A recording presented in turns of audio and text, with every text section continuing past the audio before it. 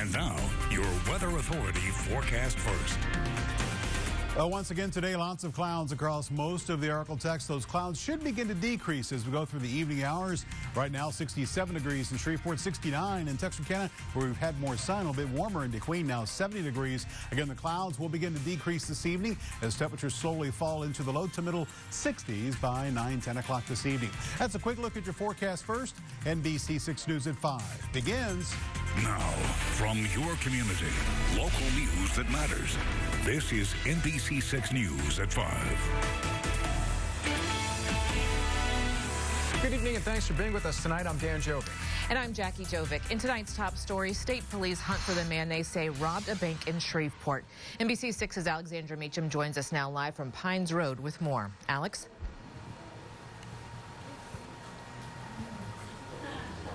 Police searched for hours after they say a man with a gun robbed this region's bank here on Pines Road.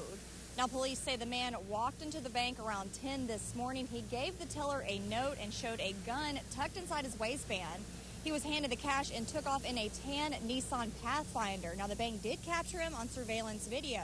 He's described as a white man with brown hair, wearing a tan or green shirt and blue jeans. Also described as very dirty looking.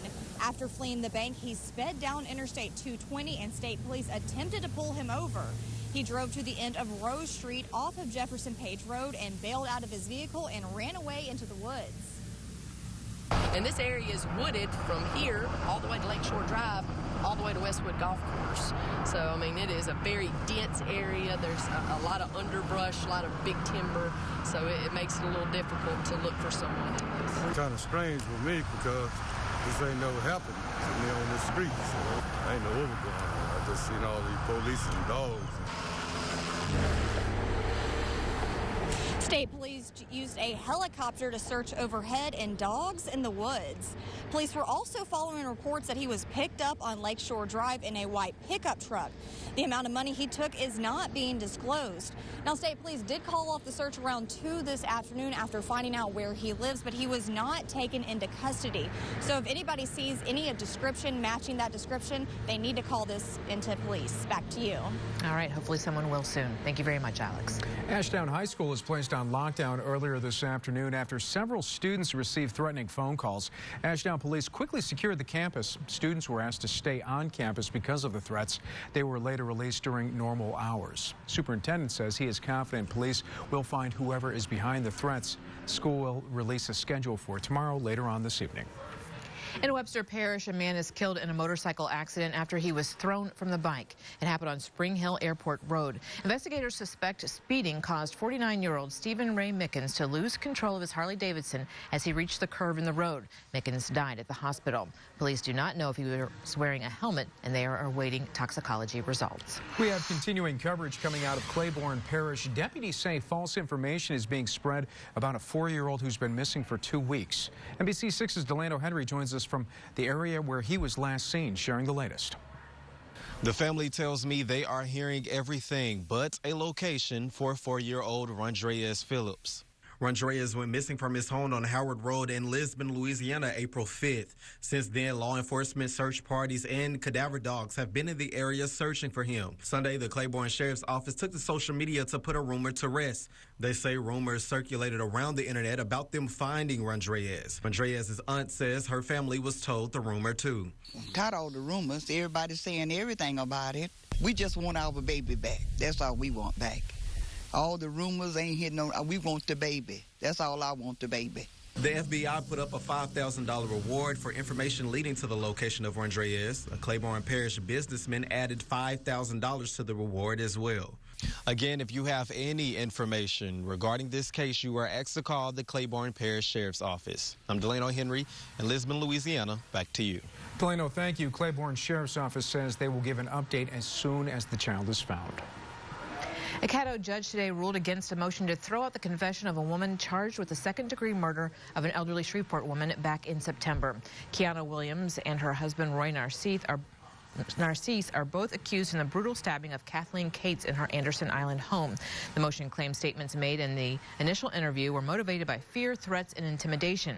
But after hearing arguments for both sides, the judge ruled against the motion. Williams will be back in court June 12th for more arguments and hearings. We have an update now. Sexual assault charges against 5 Pleasant Grove Middle School students have been dropped. The boys, all ages 13 and 14, were accused of attacking another student on a school bus back in November. Charges range from sexual assault to indecency with a child. But after hearing before the judge, the charges were dropped. 3 boys did receive deferred prosecution for disorderly conduct. And we have a quick note to pass along to parents in the Elysian Fields School District. Elysian Fields Elementary School will be closed tomorrow. School officials say the roof is still leaking from heavy rainfall. School was closed today for that same reason. Junior high school and high school will still be open. Community Matters, a trailblazer in the civil rights movement here in Shreveport, passes away over the weekend. NBC6's Zyneria Bird joins us now, sharing more about her life and legacy. Zyneria.